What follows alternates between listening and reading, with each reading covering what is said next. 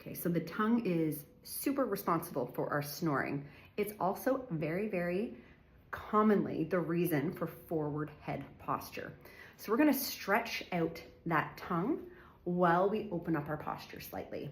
Okay, so what we're gonna do is we're gonna stick out our tongue, and then, so we're gonna look up, then we're gonna stick our tongue up, and we're gonna look away. So up, up, and away, okay? I'm gonna change my angle here. There we go. So up, tongue up, look away.